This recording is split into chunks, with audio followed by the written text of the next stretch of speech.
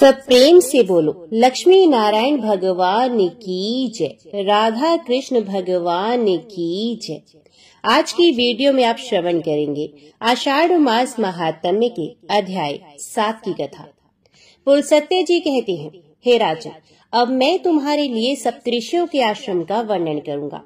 अत्रि, वशिष्ठ, मैं, पुलह, कृतु, अंगिरा, गौतम, सुमति, सुमुख, विश्वामित्र, स्थूलशिरा, संवर्त, परतर्दन, रैभ्य, बृहस्पति, च्यवन, कश्यप, भृगु, दुर्वासा, जमदग्नि, मार्कंड्य, गालव, उष्णा, भारद्वाज, यवकृत, स्थूलाक्ष, मकराक्ष, कनप, मेधातिथि, नारद, पर्वत, सवगंधी, तृणाब्लु, शबल, धौम्य, शतानंद, अकृतवर्ण, जमदग्नि कुमार, परशुराम, अष्टक तथा कृष्ण द्वैपायन, ये सभी ऋषि महर्षि अपने पुत्रों और शिष्यों के साथ पुष्कर में आकर सप्तऋषियों के आश्रम में रह चुके हैं तथा सबने इंद्र, संयम और शौच, संतोष आदि नियमों के पालन पूर्वक पूरी चेष्टा के साथ तपस्या की है, जिसके फलस्वरूप उनमें इंद्रिय जप, धैर्य, सत्य, क्षमा, सरलता, दया और दान आदि सद्गुणों की प्रतिष्ठा हुई है। पूर्व काल की बात है, समाधि के द्वारा सनातन ब्रह्मलोक पर विजय प्राप्त करने की अभिलाषा रखने वाले सप्तऋषिगण तीर्थ स्थानों का दर्शन करते हुए इस पृथ्वी पर विचर रहे थे। इसी बीच में एक बार बड़ा भारी सूखा पड़ा, जिसके कारण भूख से पीड़ित होकर संपूर्ण जगत के लोग बड़े कष्ट में पड़ गए। उसी समय उन ऋषियों को भी कष्ट उठाते देख तत्कालीन राजा ने, जो प्रजा की देखभाल के लिए भ्रमण कर रहे थे, दुखी होकर कहा, मुनिवरों, ब्राह्मणों के लिए प्रतिग्रह उत्तम वृत्ति है, अतः आप लोग मुझसे दान ग्रहण करें। अच्छे अच्छे गांव, धान और जौ आदि, अन्न, धृत, दुग्ध आदि, रस, तरह तरह के रत्न, स्वर्ण तथा दूध देने वाली गौएं ले ले।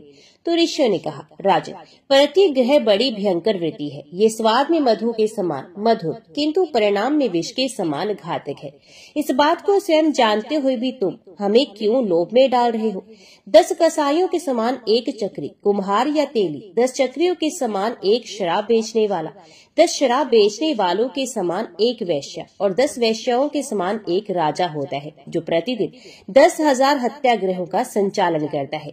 वे शौंडिक है, राजा भी उसी के समान माना गया है। अतः राजा का प्रतिग्रह अत्यंत भयंकर है। जो ब्राह्मण लोभ से मोहित होकर राजा का प्रतिग्रह स्वीकार करता है, वे तामिस्त्र आदि घोर नरकों में पकाया जाता है। अतः महाराज, तुम अपने दान के साथ ही यहाँ से पधारो, तुम्हारा कल्याण हो, ये दान दूसरों को देना।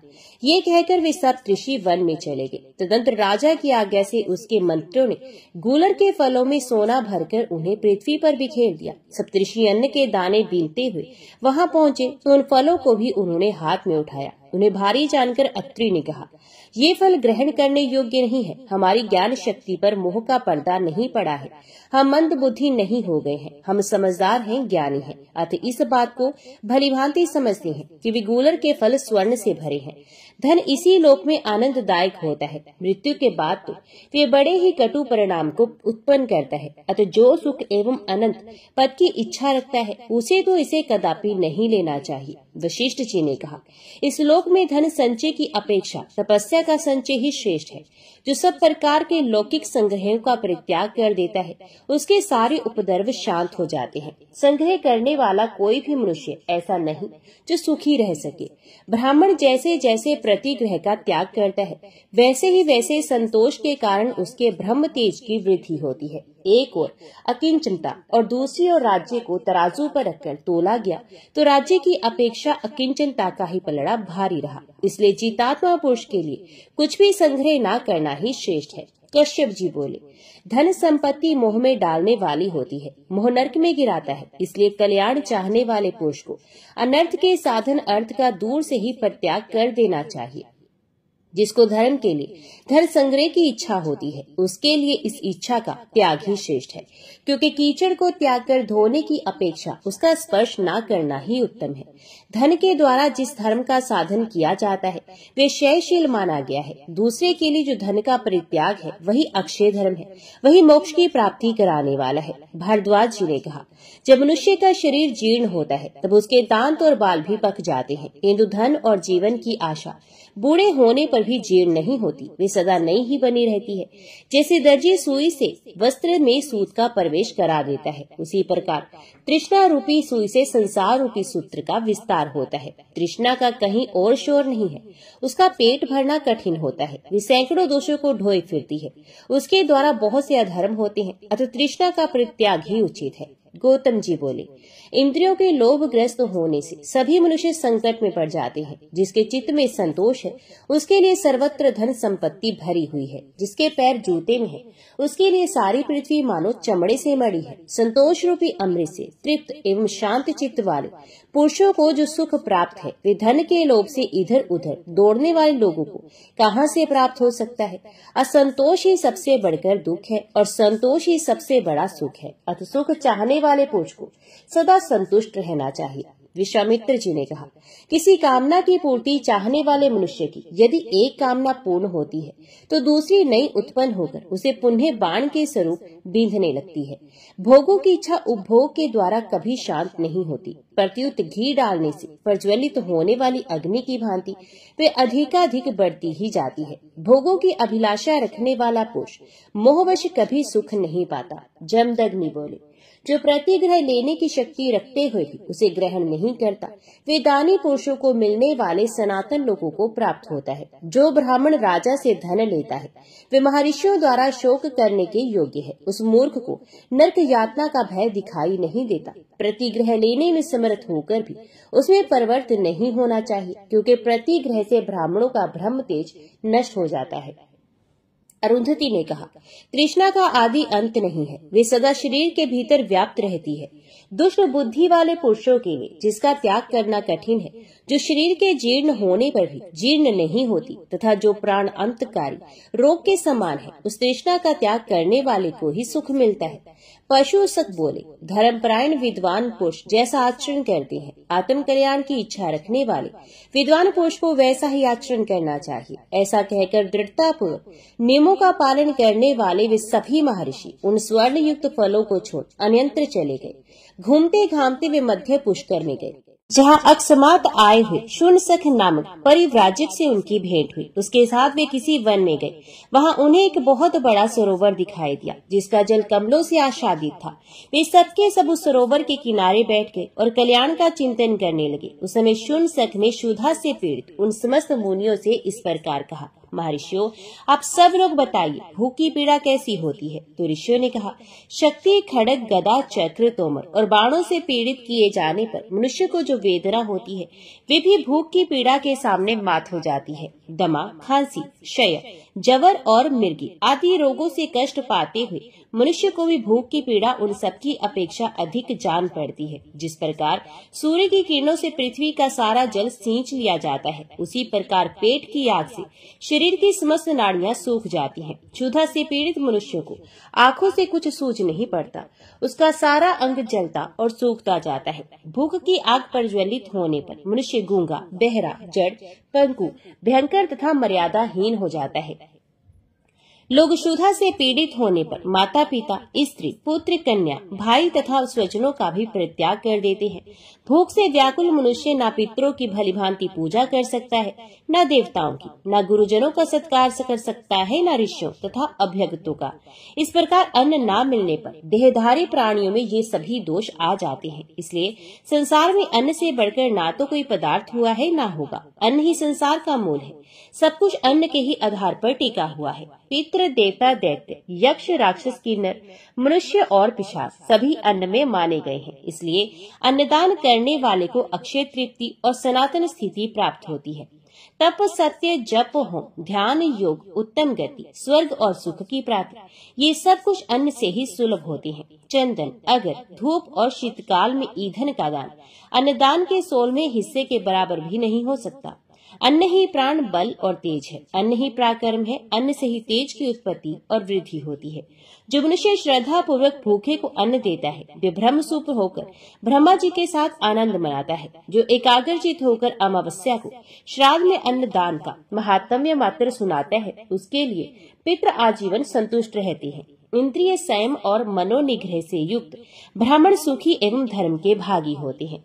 दम, दान एवं यम, ये तीनों तत्वदर्शी पुरुषों द्वारा बताए हुए धर्म है। इनमें भी विशेषित दम ब्राह्मणों का सनातन धर्म है। दम तेज को बढ़ाता है। दम परम पवित्र और उत्तम है। दम से पुरुष पाप रहित एवं तेजस्वी होता है। संसार में जो कुछ नियम, धर्म, शुभ कर्म अथवा संपूर्ण यज्ञों के फल है, उन सबकी अपेक्षा दम का महत्व अधिक है। दम के बिना दान रूपी क्रिया की यथावत शुद्धि नहीं हो सकती।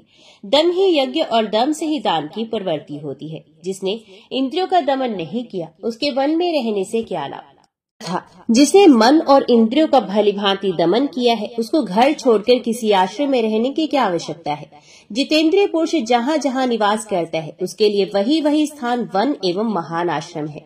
जो उत्तम शील और आचरण में रत है, जिसने अपने इंद्रियों को काबू में कर लिया है तथा जो सदा सरल भाव से रहता है, उसको आश्रमों से क्या प्रयोजन है। विषयासक्त मनुष्यों से वन में भी दोष बन जाते हैं तथा घर में रहकर भी यदि पांचों इंद्रियों का निग्रह कर लिया जाए तो वे तपस्या ही है, जो सदा शुभ कर्म में ही परवर्त होता है। उस वितराग पुरुष के लिए घर ही तपोवन है। केवल शब्द, शास्त्र, व्याकरण के चिंतन में लगे रहने वाले का मोक्ष नहीं होता तथा लोगों का मन बहलाने में ही जिसकी प्रवृत्ति है, उसको भी मुक्ति नहीं मिलती। जो एकांत में रहकर दृढ़तापूर्वक नियमों का पालन करता, इंद्रियों की आसक्ति को दूर हटाता, अध्यात्म तत्व के चिंतन में मन लगाता और सर्वदा अहिंसा व्रत का पालन करता है, उसी का मोक्ष निश्चित है। जितेंद्रिय पुरुष सुख से सोता, सुख से जागता और वे संपूर्ण भूतों के प्रति समान भाव रखता है। उसके मन में हर्ष, शोक आदि विकार नहीं आते। छेड़ा हुआ सिंह, अत्यंत रोष में भरा हुआ सर्प तथा सदा कुपित रहने वाला शत्रु भी वैसा अनिष्ट नहीं कर सकता जैसा संयम रहित चित्त कर डालता है। मांसभक्षी प्राणियों तथा अजितेंद्रिय मनुष्यों से लोगों को सदा भय रहता है, अतः उनके निवारण के लिए ब्रह्मा जी ने दंड का विधान किया है। दंड ही प्राणियों की रक्षा और प्रजा का पालन करता है, वही पापियों को पाप से रोकता है। दंड सबके लिए दुर्जय होता है, वे सब प्राणियों को भय पहुंचाने वाला है। दंड ही मनुष्यों का शासक है, उसी पर धर्म टिका है। संपूर्ण आश्रमों और समस्त भूतों में दम ही उत्तम व्रत माना गया है। उदारता, कोमल स्वभाव, संतोष, दोष दृष्टि का अभाव, गुरु सेवा, प्राणियों पर दया और चुगली ना करना, इन्हीं को शांत बुद्धि वाले संतों और ऋषियों ने दम कहा है। धर्म, मोक्ष तथा स्वर्ग, ये सभी दम के अधीन है। जो अपना अपमान होने पर क्रोध नहीं करता और सम्मान होने पर हर्ष से फूल नहीं उठता, जिसकी दृष्टि में दुख और सुख समान है, उसे धीर पुरुष को प्रशांत कहते हैं। जिसका अपमान होता है, वे साधु पुरुषों सुख से सोता और सुख से जागता है तथा उसकी बुद्धि कल्याणमयी होती है। परंतु अपमान करने वाला मनुष्य स्वयं नष्ट हो जाता है। अपमानित पुरुष को चाहिए कि वे कभी अपमान करने वाले की बुराई न सोचे, अपने धर्म पर दृष्टि रखते हुए भी दूसरों के धर्म की निंदा न करे। जो इंद्रियों का दमन करना नहीं जानते, वे व्यर्थ ही शास्त्रों का अध्ययन करते हैं, क्योंकि मन और इंद्रियों का संयम ही शास्त्र का मूल है, वही सनातन धर्म है। संपूर्ण व्रतों का आधार दम ही है। 6 अंगों सहित पढ़े हुए वेद भी दम से हीन पुरुष को पवित्र नहीं कर सकते। जिसने इंद्रियों का दमन नहीं किया, उसके सांख्य, योग, उत्तम कुल, जन्म और तीर्थ स्थान सभी व्यर्थ है। योगवेता द्विज को चाहिए कि वे अपमान को अमृत के समान समझकर उससे प्रसन्नता का अनुभव करे और सम्मान को विष के तुल्य मानकर उससे घृणा करे। अपमान से उसके तप की वृद्धि होती है और सम्मान से क्षय। पूजा और सत्कार पाने वाले ब्राह्मण दूही हुई गाय की तरह खाली हो जाता है। जैसे गो घास और जल पीकर फिर पुष्ट हो जाती है, उसी प्रकार ब्राह्मण जप और होम के द्वारा पुनः ब्रह्म तेज से संपन्न हो जाता है। संसार में निंदा करने वाले के समान दूसरा कोई मित्र नहीं, क्योंकि वे पाप लेकर अपना पुण्य दे जाता है। निंदा करने वालों की स्वयं निंदा ना करें, अपने मन को रोके। जो उस समय अपने चित्त को वश में कर लेता है, वे मानो अमृत से स्नान करता है। वृक्षों के नीचे रहना, साधारण वस्त्र पहनना, अकेले रहना, किसी की अपेक्षा न रखना और ब्रह्मचर्य का पालन करना, ये सब परम गति को प्राप्त कराने वाले होते हैं। जिसने काम और क्रोध को जीत लिया, वे जंगल में जाकर क्या करेगा। अभ्यास से शास्त्र की, शील से कुल की, सत्य से क्रोध का तथा मित्र के द्वारा प्राणों की रक्षा की जाती है। जो पुरुष उत्पन्न हुए क्रोध को अपने मन से रोक लेता है, जो क्षमा के द्वारा सबको जीत लेता है। जो क्रोध और भय को जीतकर शांत रहता है, पृथ्वी पर उसके समान वीर और कौन है। ये ब्रह्मा जी का बताया हुआ गूढ़ उपदेश है। प्यारे, हमने धर्म का हृदय सार तत्व तुम्हें बताया है। यज्ञ करने वालों के लोग दूसरे हैं, तपस्वियों के लोग दूसरे हैं तथा इंद्रिय संयम और मनोनिग्रह करने वाले लोगों के लोग दूसरे ही हैं। वे सभी परम सम्मानित हैं। क्षमा करने वाले पर एक ही दोष लागू होता है, दूसरा नहीं। वे ये है कि क्षमाशील पुरुष को लोग शक्तिहीन मान बैठते हैं, किंतु इसे दोष नहीं मानना चाहिए, क्योंकि बुद्धिमानों का बल क्षमा ही है। जो शांति अथवा क्षमा को नहीं जानता, वे इष्ट, यज्ञ आदि और पूत, तालाब आदि खुदवाना दोनों के फलों से वंचित हो जाता है। क्रोधी मनुष्य जो जप, होम और पूजन करता है, वे सब फूटे हुए घड़े से जल की भांति नष्ट हो जाता है। जो पुरुष प्रातः काल उठकर प्रतिदिन इस पुण्य में दम अध्याय का पाठ करता है, वे धर्म की नौका पर आरूढ़ होकर सारी कठिनाइयों को पार कर जाता है। जो द्विज सदा ही इस पुण्य पर दम अध्याय को दूसरे को सुनाता है, वे ब्रह्मलोक को प्राप्त होता है तथा वहां से कभी नहीं गिरता। धर्म का सार सुनो और सुनकर उसे धारण करो। जो बात अपने को प्रतिकूल जान पड़े, उसे दूसरों के लिए भी काम में ना लाए। जो पराई स्त्री को माता के समान, पराये धन को मिट्टी के ढेले के समान और संपूर्ण भूतों को अपने आत्मा के समान जानता है, वही ज्ञानी है। जिसकी रसोई बलि वैश्व देव के लिए और जीवन परोपकार के लिए है, वही विद्वान है। जैसे धातुओं में स्वर्ण उत्तम है, वैसे ही परोपकार सबसे श्रेष्ठ धर्म है और वही सर्वस्व है। संपूर्ण प्राणियों के हित का ध्यान रखने वाला पुरुष अमृत प्राप्त करता है। पुरुषोत्तम जी कहते हैं, इस प्रकार ऋषियों ने शुनशक के सामने धर्म के सार तत्व का प्रतिपादन करके उसके साथ वहां से दूसरे वन में प्रवेश किया। वहां भी उन्हें एक बहुत विस्तृत जलाशय दिखाई दिया, जो पद्म और उत्पलों से आच्छादित था। उस सरोवर में उतरकर उन्होंने मृणाल उखाड़े और उन्हें ढेर के ढेर किनारे पर रखकर जल से संपन्न होने वाली पुण्य क्रिया, संध्या, तर्पण आदि करने लगे। तत्पश्चात जब वे जल से बाहर निकले तो उन मृणालों को ना देखकर परस्पर इस प्रकार कहने लगे। ऋषि बोले, हम सब लोग क्षुधा से कष्ट पा रहे हैं। ऐसी दशा में किस पापी और क्रूर ने मृणालों को चुरा लिया है। जब इस तरह कुछ पता न लगा, तब सबसे पहले कश्यप जी बोले, जिसने मृणाल की चोरी की हो, उसे सर्वत्र सब कुछ चुराने का, थाती रखी हुई वस्तु पर भी ललचाने का और झूठी गवाही देने का पाप लगे। वे दंभ पूर्वक धर्म का आचरण और राजा का सेवन करने, मद्य और मांस का सेवन करने, सदा झूठ बोलने, सूद से जीविका चलाने और रुपया लेकर लड़की बेचने के पाप का भागी हो। वशिष्ठ जी ने कहा, जिसने उन मृणालों को चुराया है, उसे ऋतु काल के बिना ही मैथुन करने, दिन में सोने, एक दूसरे के यहाँ जाकर अतिथि बनने, जिस गांव में एक ही कुआं हो वहाँ निवास करने, ब्राह्मण होकर शूद्र जाति की स्त्री से संबंध रखने का पाप लगे।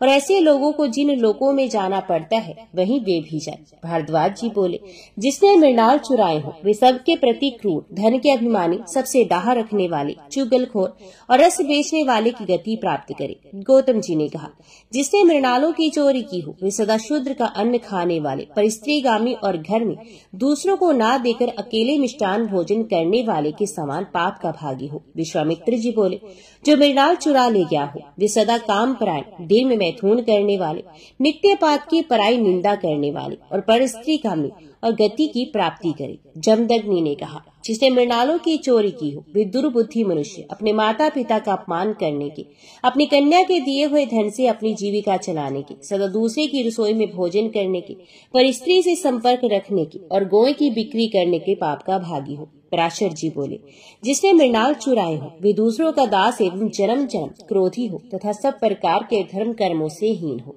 शुनशक ने कहा, जिसने मृणालों की चोरी की हो, वे न्याय पूर्वक वेदाध्ययन करे, अतिथियों में प्रीति रखने वाला गृहस्थ हो, सदा सत्य बोले, विधिवत अग्निहोत्र करे, प्रतिदिन यज्ञ करे और अंत में ब्रह्मलोक हो जाए।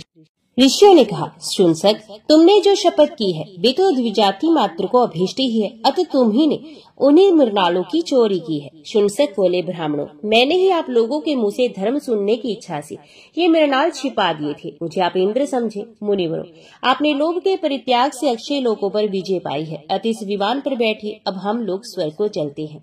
तो महर्षियों ने इंद्र को पहचान कर उनसे इस प्रकार कहा। ऋषि बोले, देवराज, जो मनुष्य यहाँ आकर मध्यम पुष्कर में स्नान करे और 3 रात तक यहाँ उपवास पूर्वक निवास करे, उसे अक्षय फल की प्राप्ति होती है। वनवासी महर्षियों के लिए जो 12 वर्षों की यज्ञ दीक्षा बताई गई है, उसका पूरा पूरा फल उस मनुष्य को भी मिल जाता है। उसकी कभी दुर्गति नहीं होती। वे सदा अपने कुल वालों के साथ आनंद का अनुभव करता है तथा ब्रह्मलोक में जाकर ब्रह्मा जी के एक दिन तक, कल्प भर तक वहाँ निवास करता है। राजन, ज्येष्ठ पुष्कर में गो, मध्यम पुष्कर में भूमि और कनिष्ठ पुष्कर में स्वर्ण देना चाहिए।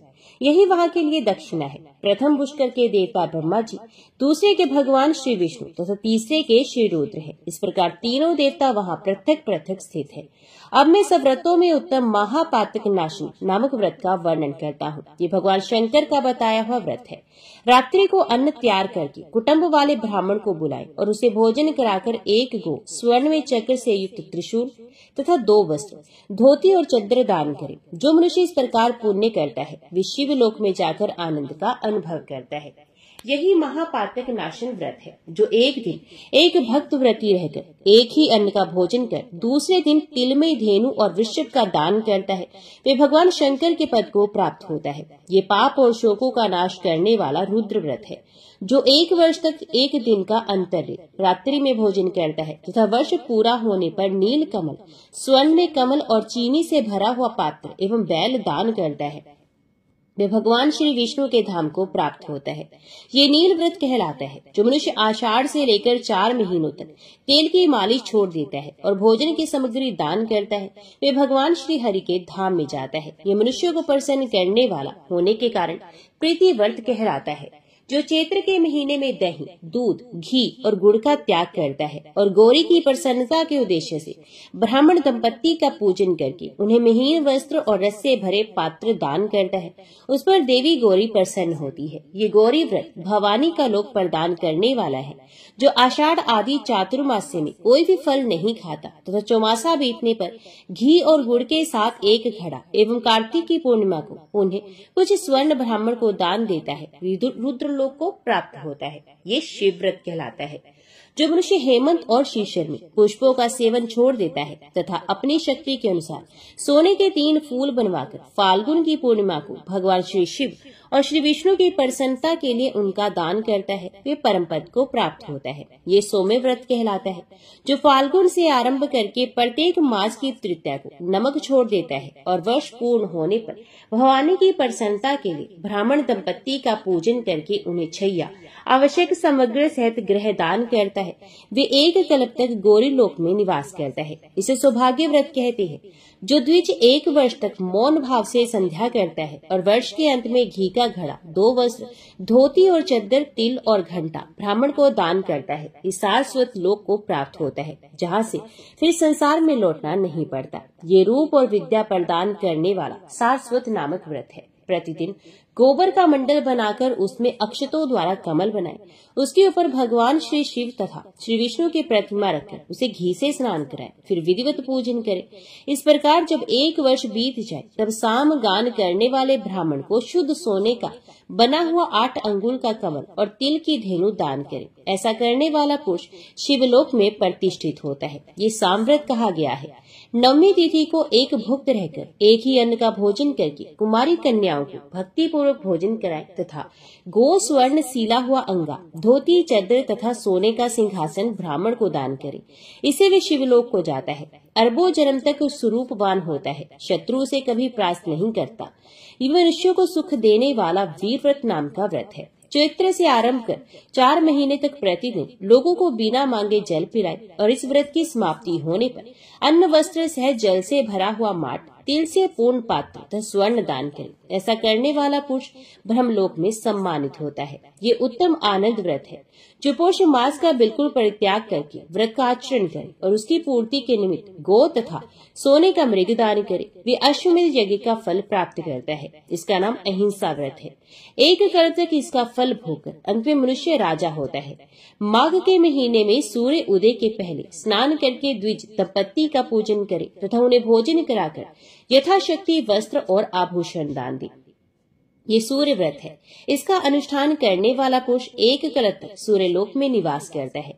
आषाढ़ आदि 4 महीनों में प्रतिदिन प्रातः स्नान करे और फिर कार्तिक की पूर्णिमा के दिन ब्राह्मणों को भोजन कराकर गोदान दे, तो वे मनुष्य भगवान श्री विष्णु के धाम को प्राप्त होता है।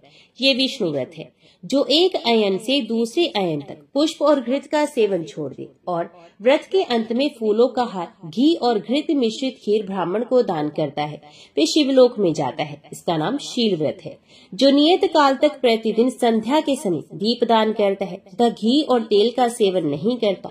फिर व्रत समाप्त होने पर ब्राह्मण को दीपक, चक्र, शूल, सोना, धोती और चद्र दान करता है। वे संसार में तेजस्वी होता है, अंत में रुद्रलोक को जाता है।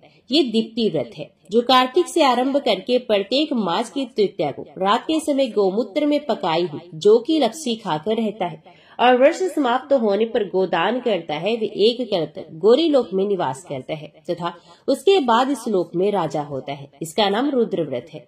ये सदा कल्याण करने वाला है, जो 4 महीनों तक चंदन लगाना छोड़ देता है तथा अंत में सीपी, चंदन, अक्षत और 2 श्वेत वस्त्र, धोती और चद्दर ब्राह्मण को दान करता है।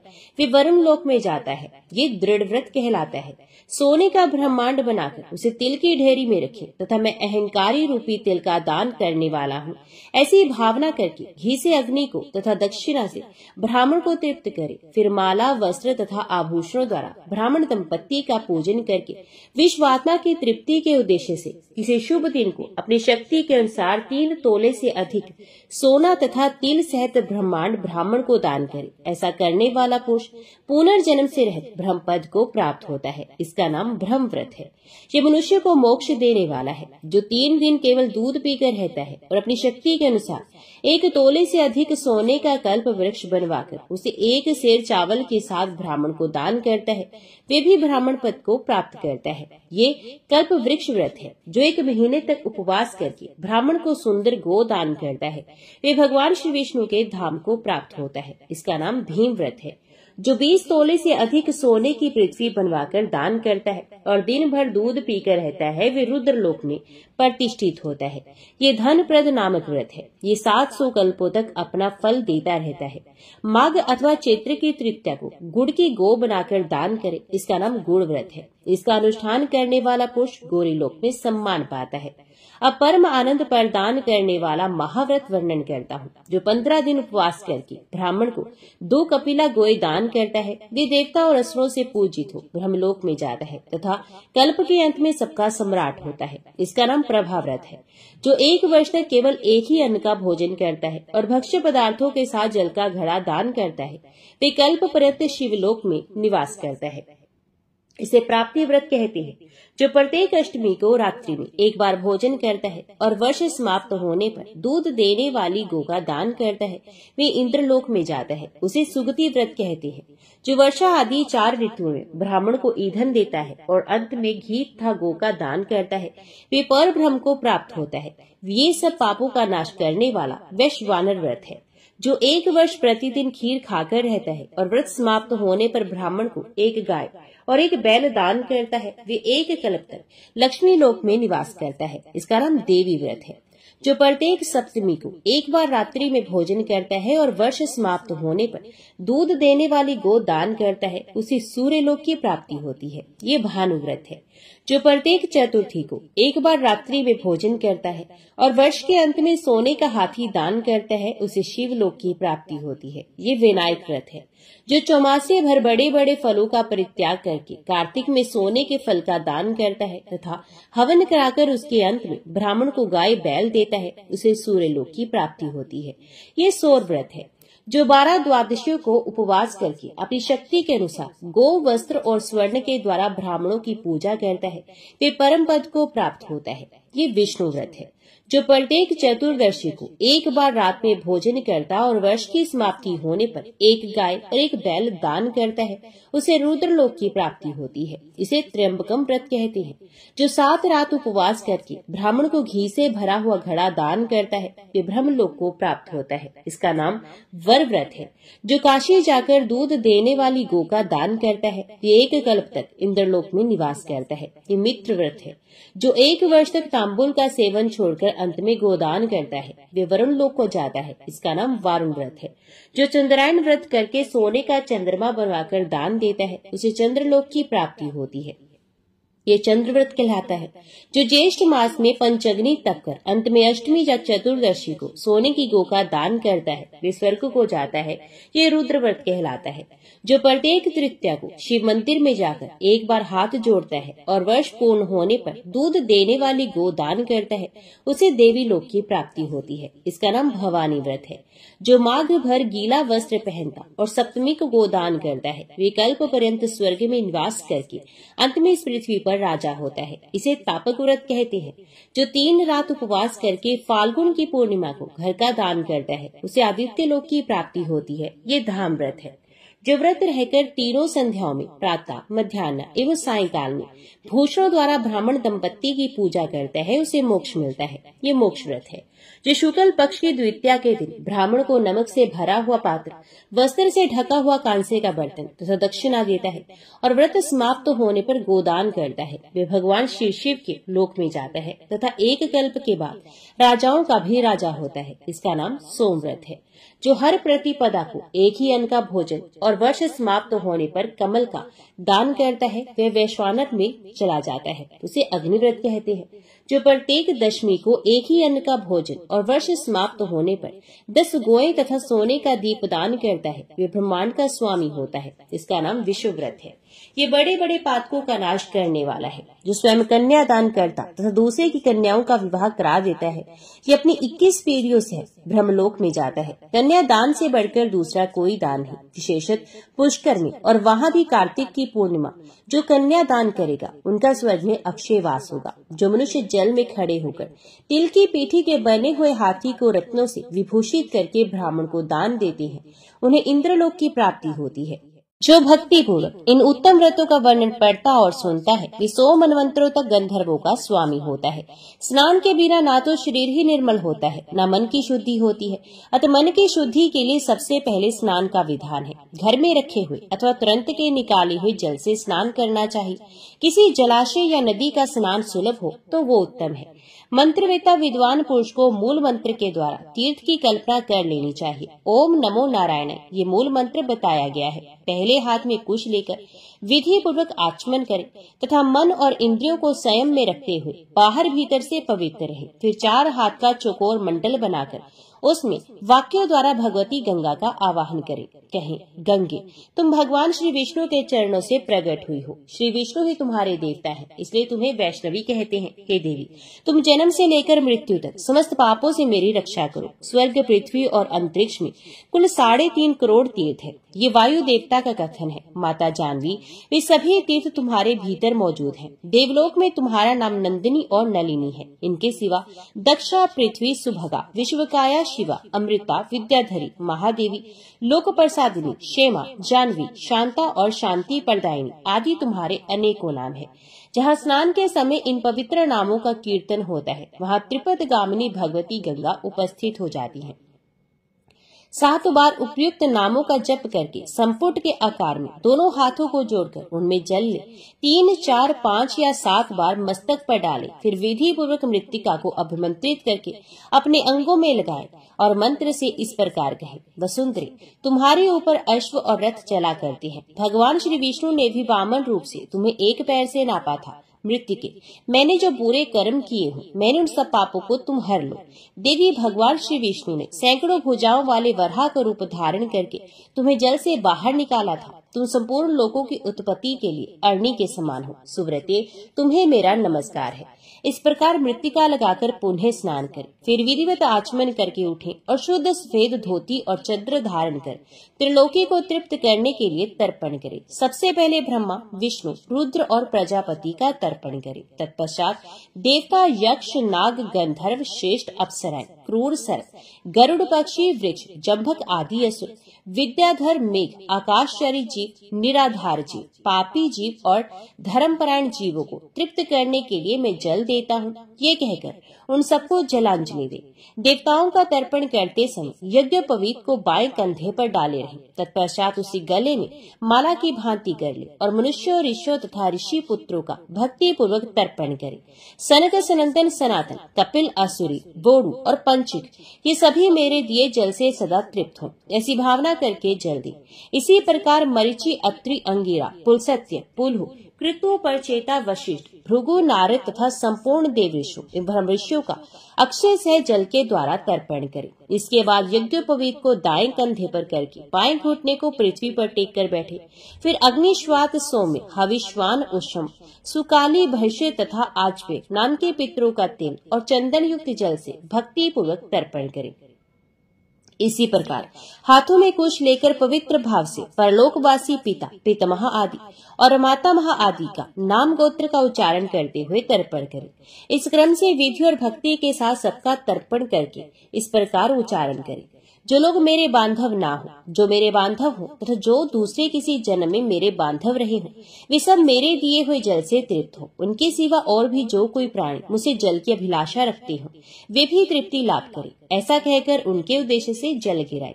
तत्पश्चात विधि पूर्वक आचमन करके अपने आगे पुष्प और अक्षतों से कमल की आकृति बनाए। फिर यत्न पूर्वक सूर्य देव के नामों का उच्चारण करते हुए अक्षत, पुष्प और रक्त चंदन मिश्रित जल से अर्घ दे और इस प्रकार कहे, भगवान सूर्य, आप विश्व रूप और ब्रह्म स्वरूप हैं।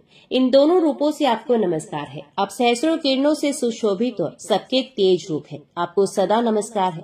भक्तवत्सल, रुद्र रूपधारी आप परमेश्वर को बारंबार प्रणाम है। कुंडल और अंगद आदि आभूषणों से विभूषित पद्मनाभ, आपको नमस्कार है। भगवान, आप संपूर्ण लोकों के सोए हुए जीवों को जगाते हैं, आपको मेरा प्रणाम है। आप सदा सबके पाप पुण्य को देखा करते हैं। सत्यदेव, आपको नमस्कार है। भास्कर, मुझ पर प्रसन्न हुए। दिवाकर, आपको नमस्कार है। प्रभाकर, आपको नमस्कार है। इस प्रकार सूर्यदेव को नमस्कार करके 3 बार उनकी प्रदक्षिणा करें। फिर द्विज, गो और स्वर्ण का स्पर्श करके अपने घर में जाएं और वहां भगवान की पावन प्रतिमा का पूजन करें। तदनंतर भगवान को भोग लगाकर बलि वैश्वदेव करने के पश्चात पहले ब्राह्मणों को भोजन कराकर पीछे स्वयं भोजन करें। इस विधि से नित्य कर्म करके समस्त ऋषियों ने सिद्धि प्राप्त की है। राजन, पूर्व काल की बात है। भृत नामक कल्प में धर्ममूर्ति नाम के एक राजा थे, जिनकी इंद्र के साथ मित्रता थी। उन्होंने सहस्रों दैत्यों का वध किया था। सूर्य और चंद्रमा भी उनके तेज के सामने प्रभाहीन जान पड़ते थे। उन्होंने सैकड़ों शत्रुओं को परास्त किया था। वे इच्छा अनुसार रूप धारण कर सकते थे। मनुष्यों से उनकी कभी पराजय नहीं हुई थी। उनकी पत्नी का नाम था भानुमति। वे त्रिभुवन में सबसे सुंदरी थी। उसने लक्ष्मी की भांति अपने रूप से देव सुंदरी को भी मात कर दिया था। भानुमति ही राजा की पटरानी थी, जो उसे प्राणों से भी बढ़कर मानते थे। एक दिन राज्यसभा में बैठे हुए महाराज धर्ममूर्ति ने विषय विमुग्ध हो अपने पुरोहित मुनिश्रेष्ठ वशिष्ठ को प्रणाम करके पूछा, भगवान, किस धर्म के प्रभाव से मुझे सर्वोत्तम लक्ष्मी की प्राप्ति हुई है? मेरे शरीर में जो सदा उत्तम और विपुल तेज भरा रहता है, इसका क्या कारण है? वशिष्ठ जी ने कहा, राजन, प्राचीन काल में एक लीलावती नाम की वैश्या थी, जो सदा भगवान शंकर के भजन में तत्पर रहती थी। एक बार उसने पुष्कर में चतुर्दशी को नमक का पहाड़ बनाकर सोने की बनी देव प्रतिमा के साथ विधि पूर्वक दान किया था। शुद्ध नाम का एक सुनार था, जो लीलावती के घर में नौकर का काम करता था। उसने बड़ी श्रद्धा के साथ मुख्य मुख्य देवताओं की स्वर्णमयी प्रतिमाएं बनाई थी, जो देखने में अत्यंत सुंदर तथा शोभा संपन्न थी। धर्म का काम समझकर उसने उन प्रतिमाओं के बनाने की मजदूरी नहीं ली थी। उस नमक के पर्वत पर जो सोने के वृक्ष लगाए गए थे, उन्हें सुनार की स्त्री ने तपाकर देदीप्यमान बना दिया था। सुनार की पत्नी भी लीलावती के घर परिचारिका का काम करती थी। उन्हीं दोनों ने ब्राह्मणों की सेवा से लेकर सारा कार्य संपन्न किया था। तदंतर दीर्घ काल के पश्चात लीलावती वैश्या सब पापों से मुक्त होकर शिवजी के धाम को चली गई, तथा वह सुनार जो दरिद्र होने पर भी अत्यंत सात्विक था और जिसने वैश्या से मजदूरी नहीं ली थी, आप ही हैं। उसी पुण्य के प्रभाव से आज 7 दीपों के स्वामी तथा हजारों सूर्य के समान तेजस्वी हुए हैं। सुनार की ही भांति उसकी पत्नी ने भी सोने के वृक्षों और देव मूर्तियों को कांतिमान बनाया था, इसलिए वही आपकी महारानी भानुमति हुई है। प्रतिमाओं को जगमग बनाने के कारण महारानी का रूप अत्यंत सुंदर हुआ है और उसी पुण्य के प्रभाव से आप मनुष्य लोक में अपराजित हुए हैं तथा आपको आरोग्य और सौभाग्य से युक्त राजलक्ष्मी की प्राप्ति हुई है। इसलिए आप भी विधि पूर्वक धान्य पर्वत आदि 10 प्रकार के पर्वत बनाकर उनका दान कीजिए। राजा धर्ममूर्ति ने बहुत अच्छा कहकर वशिष्ठ जी के वचनों का आदर किया और अनाज आदि के पर्वत बनाकर उन सब का विधि पूर्वक दान किया। तत्पश्चात वे देवताओं से पूजित होकर महादेव जी के परम धाम को चले गए। जो मनुष्य इस प्रसंग को भक्ति पूर्वक श्रवण करता है, वे भी पाप रहित हो स्वर्गलोक में चला जाता है। राजन, अन्न आदि पर्वतों के दान का पाठ मात्र करने से दुस्वप्नों का नाश हो जाता है। फिर जो इस पुष्कर क्षेत्र में शांत चित्त होकर सब प्रकार के पर्वतों का स्वयं दान करता है, उसको मिलने वाले फल का क्या वर्णन हो सकता है। भीष्म जी ने कहा, विप्रवर, भगवान शंकर ने जिन वैष्णव धर्मों का उपदेश किया है उनका मुझसे वर्णन कीजिए, वे कैसे हैं और उनका फल क्या है। पुलसत्य जी बोले, राजन, प्राचीन रथंतर कल्प की बात है। पिनाकधारी भगवान शंकर मंत्राचल पर विराजमान थे। उस समय महात्मा ब्रह्मा जी ने स्वयं ही उनके पास जाकर पूछा, परमेश्वर, थोड़ी सी तपस्या से मनुष्यों को मोक्ष की प्राप्ति कैसे हो सकती है। ब्रह्मा जी के इस प्रश्न को सुनकर जगत की उत्पत्ति एवं वृद्धि करने वाले विश्वात्मा उमानाथ शिव मन को प्रिय लगने वाले वचन बोले। एक समय द्वारका की सभा में अमित तेजस्वी भगवान श्री कृष्ण विष्णुवंशी पुरुषों, विद्वानों, कौरवों और देव गंधर्वों के साथ बैठे थे। धर्म से संबंध रखने वाली पौराणिक कथाएं हो रही थी। इसी समय भीमसेन ने भगवान से परम पद की प्राप्ति के विषय में पूछा। उनका प्रश्न सुनकर भगवान श्री वासुदेव ने कहा, भीम, मैं तुम्हें एक पाप विनाशनी तिथि का परिचय देता हूँ। उस दिन विधि से उपवास करके तुम श्री विष्णु के परम धाम को प्राप्त करो। जिस दिन माघ मास की दशमी तिथि आए उस दिन समस्त शरीर में घी लगाकर तिल मिश्रित जल से स्नान करो और ओम नमो नारायण मंत्र से भगवान श्री विष्णु का पूजन करो। कृष्णाय नमः कहकर दोनों चरणों की, सर्वात्मने नमः कहकर मस्तक की पूजा करो। वैकुंठाय नमः इस मंत्र से कंठ की और श्री वत्स धारणे नमः इससे हृदय की अर्चना करो। फिर शंखने नमः, चक्रने नमः, गदिने नमः, वरदाय नमः तथा सर्व नारायण, सब कुछ नारायण ही है, ऐसा कहकर आवाहन आदि के क्रम से भगवान की पूजा करें। इसी प्रकार गंध, पुष्प, धूप तथा नाना प्रकार के पकवानों द्वारा श्री कृष्ण की, महादेव जी की तथा गणेश जी की भी पूजा करें। फिर गौ के दूध की बनी हुई खीर लेकर घी के साथ मौन पूर्वक भोजन करें। भोजन के अनंतर विद्वान पुरुष 100 पग चलकर बरगद अथवा खेरे की दातुन ले, उसके द्वारा दांतों को साफ करें। फिर मुंह धोकर आचमन करें। सूर्यास्त होने के बाद उत्तराभिमुख बैठकर सायंकाल की संध्या करें।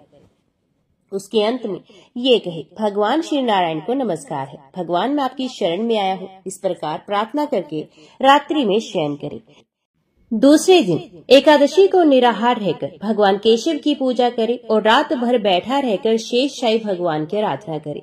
फिर अग्नि में घी की आहुति देकर प्रार्थना करे कि हे पुंडरीकाक्ष, मैं द्वादशी को श्रेष्ठ ब्राह्मणों के साथ ही खीर का भोजन करूंगा। मेरा ये व्रत निर्विघ्नता पूर्वक पूर्ण हो। ये कहकर इतिहास पुराण की कथा सुनने के पश्चात शयन करे। सवेरा होने पर नदी में जाकर प्रसन्नता पूर्वक स्नान करे। पाखंडियों के संसर्ग से दूर रहे। विधि पूर्वक संध्या उपासन करके पितरों का तर्पण करे। फिर शेषशायी भगवान को प्रणाम करके घर के सामने भक्ति पूर्वक एक मंडप का निर्माण कराए। उसके भीतर 4 हाथ की सुंदर वेदी बनवाए। वेदी के ऊपर 10 हाथ का तोरण लगाए। फिर सुदृढ़ खंभों के आधार पर एक कलश रखे। उसमें नीचे की ओर उड़द के दानों के बराबर छेद कर दे। तदंतर उसे जल से भरे और स्वयं उसे नीचे काला मृगचर्म बिछाकर बैठ जाए। कलश से गिरती हुई धारा को सारी रात अपने मस्तक पर धारण करे। वेदवेता ब्राह्मणों ने धाराओं की अधिकता के अनुपात से फल में भी अधिकता बताई है। इसलिए व्रत करने वाले द्विज को चाहिए कि प्रयत्न पूर्वक उसे धारण करे। दक्षिण दिशा की ओर अर्धचंद्र के समान, पश्चिम की ओर गोल तथा उत्तर की ओर पीपल के पत्ते की आकृति का मंडप बनाए। वैष्णव द्विज को मध्य में कमल के आकार का मंडल बनवाना चाहिए। पूर्व की ओर जो वेदी का स्थान है उसके दक्षिण की ओर भी दूसरी वेदी बनवाए। भगवान श्री विष्णु के ध्यान में तत्पर हो पूर्वोक्त जल की धारा को बराबर मस्तक पर धारण करता रहे। दूसरी वेदी भगवान की स्थापना के लिए हो। उसके ऊपर कर्णिका सहित कमल की आकृति बनाए और उसके मध्य भाग में भगवान पुरुषोत्तम को विराजमान करे। उनके निमित्त एक कुंड बनवाए जो हाथ भर लंबा, उतना ही चौड़ा और उतना ही गहरा हो। उसके ऊपर किनारे पर 3 मेखलाएं बनाए। उसमें यथास्थान योनि और मुख के चिन्ह बनवाए। तदंतर ब्राह्मण कुंड में अग्नि प्रज्वलित करके जौ, घी और तिलों का श्री विष्णु संबंधी मंत्रों द्वारा हवन करे। इस प्रकार वहां विधि पूर्वक वैष्णव यज्ञ का संपादन करे। फिर कुंड के मध्य में यत्न पूर्वक घी की धारा गिराए। देवाधिदेव भगवान के श्री विग्रह पर दूध की धारा छोड़े तथा अपने मस्तक पर पूर्वोक्त जल धारा को धारण करे। घी की धारा मटर की दाल के बराबर मोटी होनी चाहिए, परंतु दूध और जल की धारा को अपनी इच्छा के अनुसार मोटी या पतली किया जा सकता है। ये धाराएं रात भर अविच्छिन्न रूप से गिरती रहनी चाहिए। फिर जल से भी भरे हुए 13 कलशों की स्थापना करें। वे नाना प्रकार के भक्ष्य पदार्थों से युक्त और श्वेत वस्त्रों से अलंकृत होने चाहिए। उनके साथ चंदोवा, उदुम्बर पात्र तथा पंचरत्न का होना भी आवश्यक है। वहाँ 4 ऋग्वेदी ब्राह्मण उत्तर की ओर मुख करके हवन करें, 4 यजुर्वेदी विप्र रुद्र अध्याय का पाठ करें तथा 4 सामवेदी ब्राह्मण वैष्णव साम का गान करते रहें। उपयुक्त 12 ब्राह्मणों को वस्त्र, पुष्प, चंदन, अंगूठी, कड़े, सोने की जंजीर, वस्त्र तथा शैया आदि देकर उनका पूर्ण सत्कार करें। इस कार्य में धन की कृपणता न करें। इस प्रकार गीत और मांगलिक शब्दों के साथ रात्रि व्यतीत करें। उपाध्याय को सब वस्तुएं अन्य ब्राह्मणों की अपेक्षा दूनी मात्रा में अर्पण करें। रात्रि के बाद जब निर्मल प्रभात का उदय हो तब शयन से उठकर नित्य क्रम के पश्चात 13 गोय दान करनी चाहिए। उनके साथ की समस्त सामग्री सोने की होनी चाहिए। वे सबकी सब दूध देने वाली और सुशीला हो। उनके सींग सोने से और खुर चांदी से मड़े हुए हो तथा उन सबको वस्त्र ओढ़ाकर चंदन से विभूषित किया गया हो। गौ के साथ कांसी का दोहन पात्र भी होना चाहिए। गोदान के पश्चात ब्राह्मणों को भक्ति पूर्वक भक्ष्य भोज्य पदार्थों से तृप्त करके नाना प्रकार के वस्त्र दान करें। फिर स्वयं भी क्षार लवण से रहित अन्न का भोजन करके ब्राह्मणों को विदा करें। पुत्र और स्त्री के साथ 8 पग तक उनके पीछे पीछे जाएं और इस प्रकार प्रार्थना करें, हमारे इस कार्य से देवताओं के स्वामी भगवान श्री विष्णु, जो सबका कलेश दूर करने वाले हैं, प्रसन्न हो।